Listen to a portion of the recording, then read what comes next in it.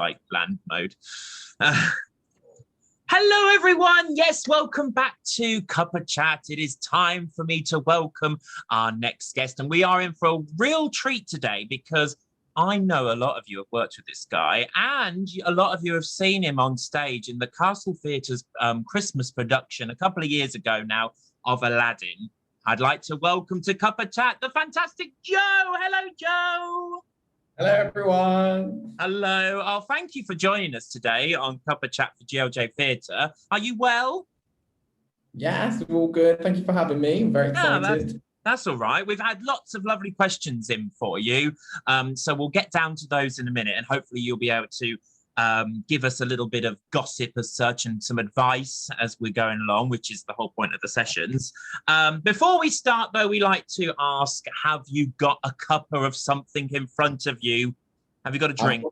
I've got a flask of water. Oh, that. I'll tell you what, that is very, very actorish, isn't it? You know, you're being sensible. You've got your glass. And what was on the front of it? Was it a turtle? Yeah, it's a sea turtle. It's my favorite. Oh, how lovely. Because you're musical theatre, I've gone with today Mary Poppins for you and just a spoonful of sugar. So, yeah, that was just for you today. And I've got orange juice in mine, so I'm not as healthy as water. I mean, nothing can beat that, can it? So, great. As long as you got your drink, that's the main thing. And now I've got to show you an invention, because every one of our guests, if you've been watching the series with us, you will know that we have been giving each of our guests an invention. And today, I have given you something that's going to blow your mind, Joe. You're not going to believe your eyes when you see it. It's just a load of junk, really. But it is called the Ebenezer Destroyer. Okay, this is how it works. I'll lift it up. Oh, everything's falling over already because it's brand new. I tell you, look. Oh, look, it's all falling down. Right, come on, stand up. It's a magic sort of carpet that's like it's a scarf, because I thought you could put it in your pocket instead. Okay, and what it is it's got loads of different things on it that can obviously confuse Ebenezer. So we've got a little tea lamp that you could use and confuse him, because you were good at confusing him. Or we've got a little light bulb lamp. Yeah, we've got one of those. And we've also got a lamp shade. I mean, if all that fails, I decided that if you put all these things in your pocket, you could have a comb and just change your hair, and then he won't know it's you anyway, and you can get away with everything. Do you think that's any good for you? I mean, the scarf might work maybe to get away from him. I'll use that. Yeah, it'd be nice. Yeah, you can fly around. You can fly around and go and do all your other shows on your magical scarf. I'll send that to you in the post, okay, when we're done, and you can use that as we're going along. Yeah, we better get on with the serious thing now, which is your guys' questions for Joe. Thank you for sending them all in. We've got 15 minutes on the clock, which I'm going to start now, and we can answer your questions, hopefully. So we're going to start off with the one that comes up quite a lot, Joe, because it's the one that people find most interesting as well sometimes, is how did you get to become a professional actor? What training did you have to do? What route did you do? Because we hear so many different ways, and we're interested to know what yours is today. Oh, okay. So I started at a really late age. So I was 18 when I started performing. Okay. Because I always wanted to do it, but just never really had the confidence to do it. And I was like, you know what? I'm just going to do it. I'm just going to go and audition, hopefully see if I get in. So luckily I got in. Mm-hmm. So I trained at Stella Mann College in Bedford, which is mainly a dance school. But when I started, it started going into a musical theatre school. Okay. So I trained in like all different dance styles. I trained in singing, acting, and then we did musical theatre classes as well. But yeah, no, so I just started auditioning for that. I got in, I did 3 years there, and then I moved to London. Oh, you went to the glam that is London. Yeah, the big city. you left us, because Bedford's obviously not far from us in Northamptonshire. Yeah. So you left the countryside and went to London. Yeah. How was the training process? Because we hear a lot of people say, oh yes, I went and did this, did that. Is it hard work? Like, you expect it to be, or is it just a bit of a, oh, we're come to have a bit of fun? Oh no, it's very intense. Like I never danced before, so for me going to a dance college was very intense. Like I didn't know what a change was. I didn't know like what a what a leap was. Yeah. Oh wow, so, that's amazing. Yeah, so like I had to really focus, and the teachers, they were great. They were really supportive, and they knew like where like my background and like performing, so they really like, you know, helped me. And it ended up like, because I focused and like worked really hard, like at the end of my 3 years, it really paid off, because I'm now like within the industry, like I'm now classed as a singer dancer or a dancer singer. Like I'm in a contract right now, and I'm like a singer dancer right now. And we're doing loads of dancing. So I'm very grateful for going to where I went. But yeah, it's really hard, very intense. Yeah. But if you work to it, put your mind towards it, then it actually pays off. Yeah, and actually it's quite nice because we're a sort of a character driven company. We always focus on the characters, and we do musicals and so on, but I don't admit, well, I admit to everyone that I'm not a dancer. I am an actor that can do moves. So how was it? I suppose the question is, how was it chucking the dancing? Because a lot of people go, well, if you weren't dancing from a young age, you're not going to do it. But you've proven otherwise, obviously. Yeah, I mean, it was very hard. Don't get me wrong. Like when I started, I was a mess. Like I would get very upset with myself. Like I was like very upset because like, oh, I look so awful compared to everyone else. Like I had like the girls next to me with the legs up here, and I was like. Yeah, no, like I said before, like if you really want to do it, and like I knew like I want to do this as a career, so I knew I had to work hard. Like it does pay off, like hard work does pay off. So if you're consistent with everything you do, and you do work on it and you do your own time, like your own practice, then yeah, it's definitely worth it. I mean, it's definitely stressful at the start, but once you just clicks, and then you're like, oh yeah, I remember this now. And I think because I went into such intense training at such a late age, like I learned the basics and the harder stuff at the same time. Yeah, that's really interesting. Yeah, really interesting, and shows people that it's not too late ever as well. You don't have to necessarily be always at a drama school from the age of like 3. You can go in a little bit later, and yeah, that's very good, Joe. I like that. Well done. Well done for doing your job and doing your training. There's another question which we haven't asked anyone yet, but I thought you would be a good person as it's come in a couple of people, but we've chosen it for you today. How do you learn lines? Do you have any tips for anyone on how you learn lines? Yeah, so for like actual script work, I basically look at the script, and then say like I have a line or two. I look at the line and I keep repeating it, repeating it. Like a couple of lines, then I say it again, and then I look at the next line, repeat it, and then I just try to link it together. And then what I do as well is I just walk around my room saying it, because then I feel like once you're not focusing on the lines, but you're trying to remember them doing something else, if you can remember them, then like say something happens on stage, or someone falls over, or I don't know, they forget their line, you know where you are. So kind of like it makes you learn the lines, but also it makes you aware that like something might happen, you need to jump in with that line straight away, but you don't need your cue, if that makes sense. So like there's no order and structure. But that's how I mainly do it. I mean, that's how I do it, like just cover it, look over it again, repeat it in my mind, see if I know it, check if I've done it, and then move on. And then that just works more for me. I mean, other people like have a ball in their hands and they throw the ball in the air and catch it each time they learn their lines. Some people like literally just like record it and listen to it. But for me, I literally cover it, try and memorize it, and then look back. Do you? A very great one. No, and if it works for you, that's the main thing. That's what we always say to our members. A lot of you watching, obviously, we say that whatever works for you, as long as you learn them, doesn't really matter, does it? So, do you? I know this is a really stupid question, but I think it's probably one to say out loud. Do you learn the other people's lines, the cues as such, or at least ish? I think I learn a bit of both. So I normally know what's next, because like in order, like for example, like in shows, like what character speaks. I can't, for some reason why my brain like knows the order of the characters, what they speak. Yeah. So I think for me, it's more like what they say at the end of their lines. Yeah. That prompts me for my next line. I don't know their full line, but like, I know like a few words just before that I have to speak. It does help for your cues, especially, yeah. But when you're in rehearsals, you kind of pick up with staging and stuff as well, and that also helps you pick up with the lines. Yeah, definitely. The cues, I think a lot of people forget the cues are actually as important as obviously learning your own lines. So great, thank you for answering that one. Let's do this question here, which is, do you have any tips for when you're auditioning or when people are auditioning? Do you always have to prep beforehand? Do you do a certain song, or does it always change? What do you do? So I have, so for all the auditions I've gone to since graduating, it's always like different briefs. Mainly you do have to have, for singing especially, you have to have like a wide variety of different songs in your rep.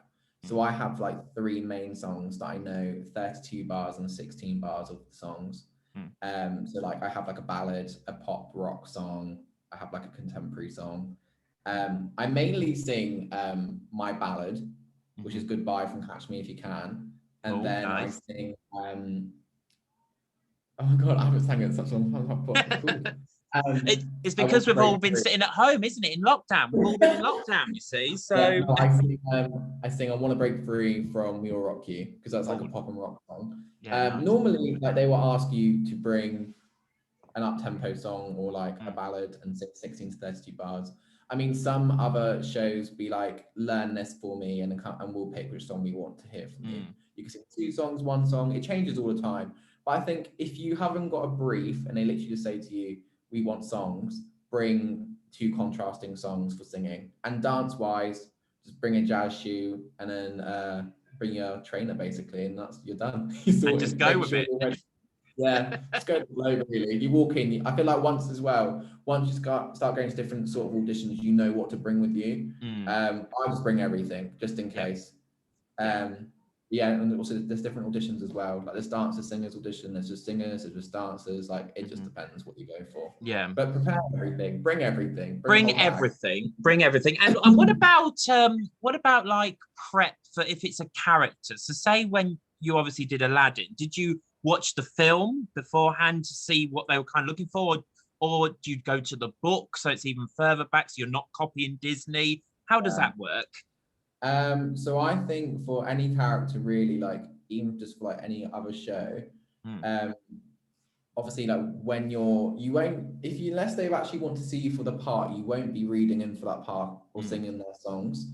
So from that aspect, you should definitely pick a song that's kind of related to the show or has the personality of your character you want to go for.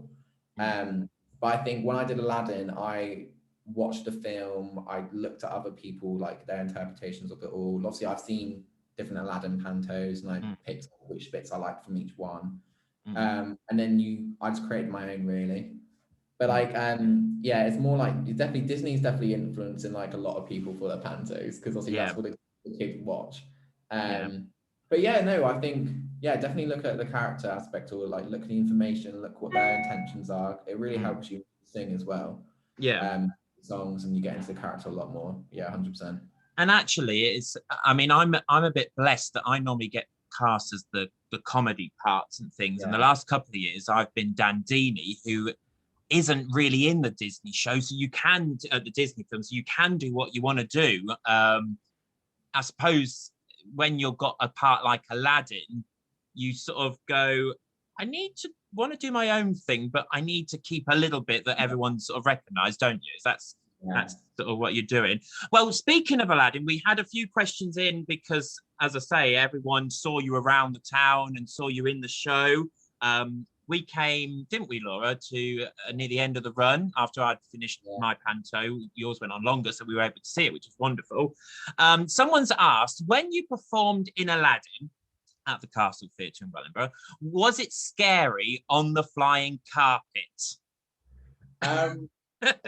No, well, I personally didn't find it scary. My understudy did find it scary. It was a weird process. So like, it was a very, very, very quick process for it all to happen. Also, I was sat on it for 2 hours when they were like install. So they literally moved me about for 2 hours. So I was sat there reading my script on the flying carpet.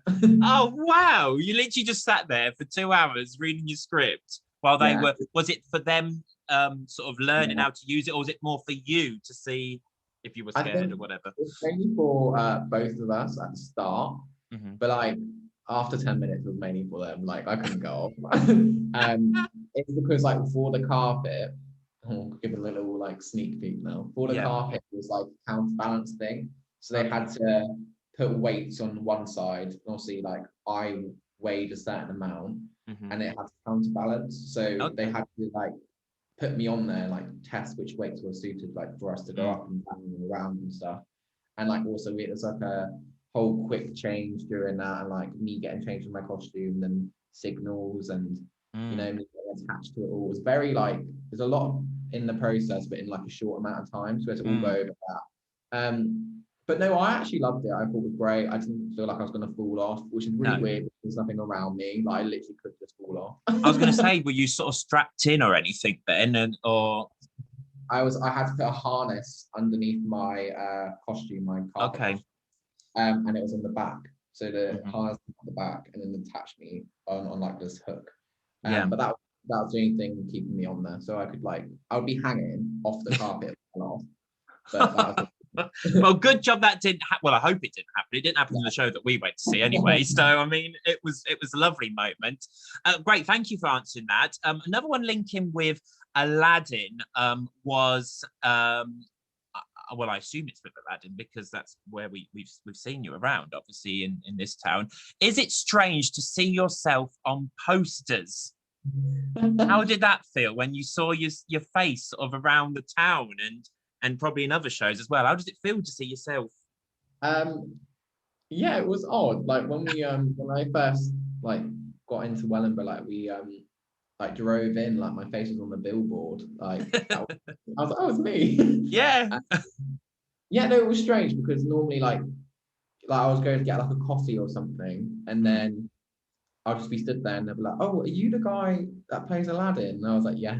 And then they'll be like, oh, I saw you yesterday, or I brought my sister to see you. And I was like, oh, I hope you enjoyed the show. It was, yeah, it's really for them to recognize you, especially after shows. I'm sure you'll feel the same. Like after shows, you don't do yourself up or anything. You just put a cap on, you put your baggies on, you're going home, and everyone's like, oh, it's Aladdin. You're like, hello. Hello. And you're all drained. You're like, yeah. Tell me that I'm not the only person that did this. Tell me you had a photo with your face behind you on the billboard. Did you did you take a photo with you on the billboard? No, I don't leave me hanging, Joe. Don't say I'm the only one who did this. I wanted to, but I couldn't. I didn't have time. My mum took loads of pictures, so I have got those everywhere. Oh, fair enough. Yeah, cool. Okay, it's just me then that takes photos with myself on billboards. So, great. I'm going to introduce someone now. I don't really want to introduce, and this is supposed to be CUPPA Chat between me, you, and. No, you're not supposed to. I've told you already, Laura, that you're not supposed to be coming in and speaking to our special guests. That's just rude. Everyone prefers me, obviously. Well, anyway, get on with it. Joe's here. Ask a question. You get one question. So, if you could play anyone or be anyone in the West End in a musical or a play, what would be your ultimate role? So I would love to be in Hairspray, and I would love to play Link Larkin. That'd be like my dream role. You've got the hair. That's lockdown hair at the moment. Lockdown hair.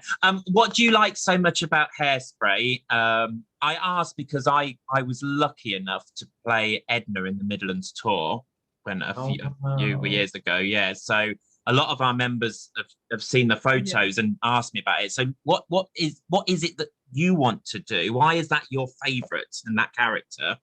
I just feel like it's such a feel-good show. Like you just sit there and you're smiling throughout the whole thing. And it obviously it touches on the history of it all, and it shows everyone coming together, and it's such a good dance numbers as well. The songs are so good. The reason why I want to play Link Larkin, he's just so cool, and he's got such good songs, and his storyline is good. He's got a good storyline. He comes from he's popular boy, he feels like with pressure, and like towards the end he's like, nah, I don't care anymore, like I want to live my own life. Like, yeah, I love it. Like I remember I used to watch it when I was younger. Like, I just put it on the DVD, used to watch it all the time. Like if I felt a bit like down the dumps, I used to watch like a feel good show, like made me happy. So I think I link everything to that sort of show.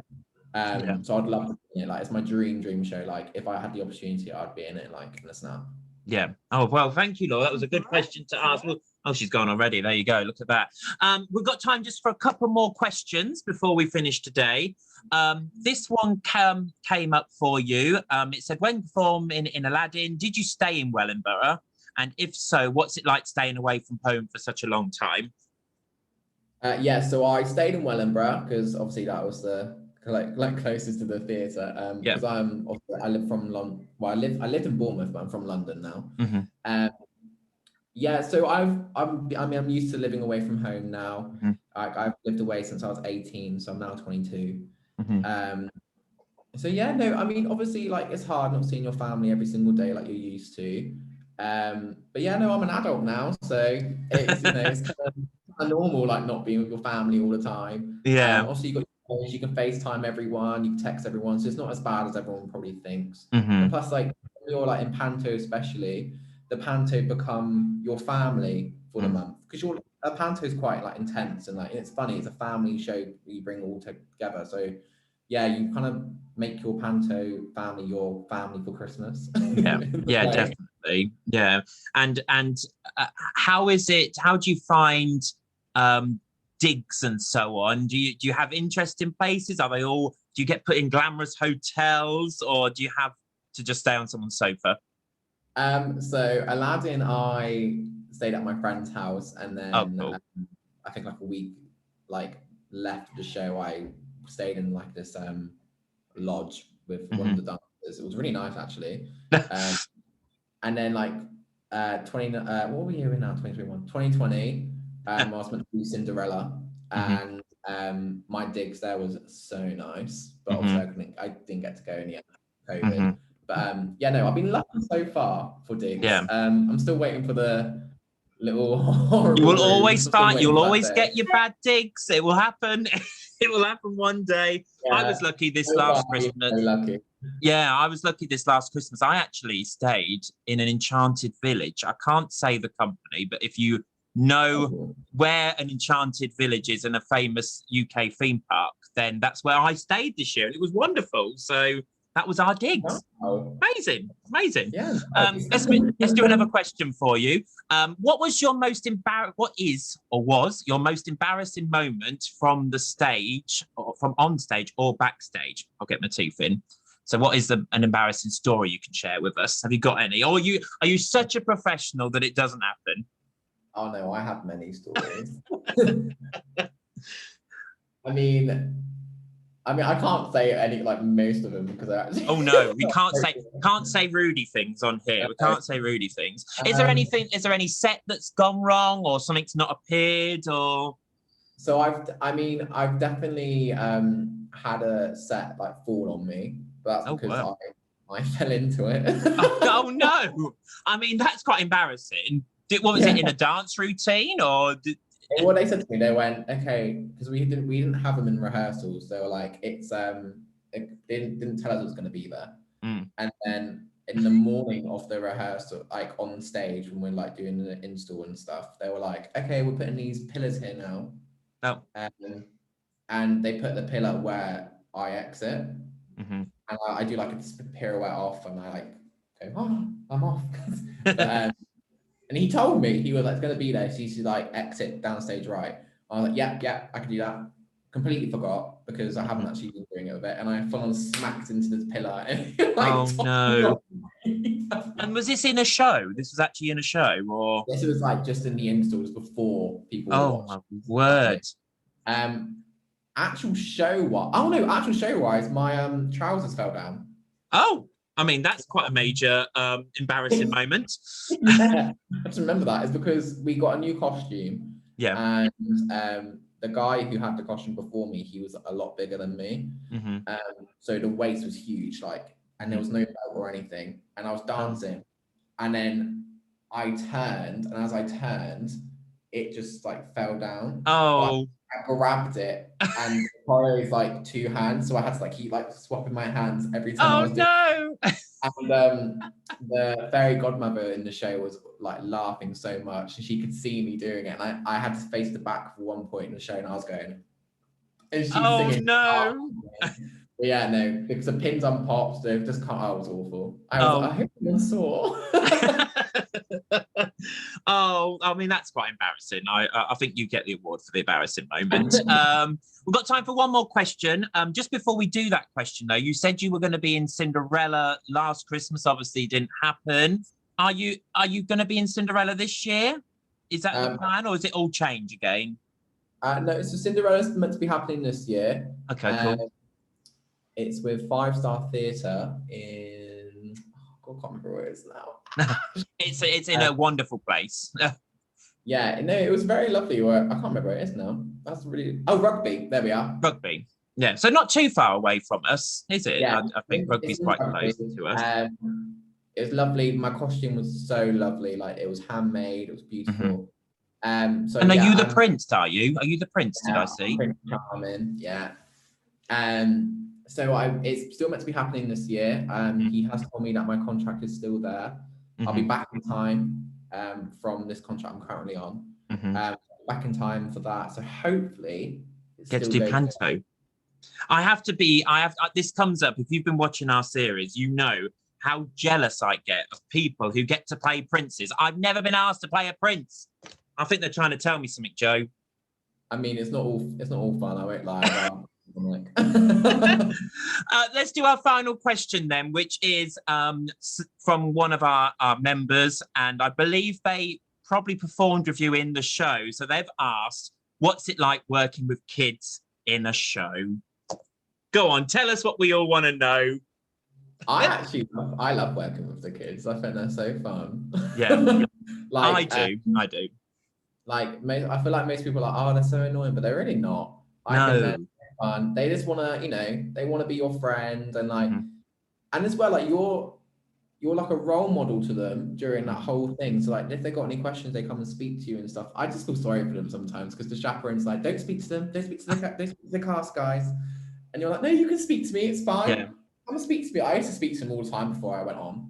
I'm glad you did that, Joe, because I had exactly the same thing, especially when I was in Wellingborough as well. Don't speak to the cast. Don't speak to the cast. Yeah. And I'm like, come and speak to me. It's absolutely fine. And I was really naughty. You were probably much more professional at this, but I used to wind the kids up just before they went on stage, or I did, and then went bye to the chaperones and let them just get on with it themselves. You didn't do that though, did you? Obviously not. No, I was nice to them.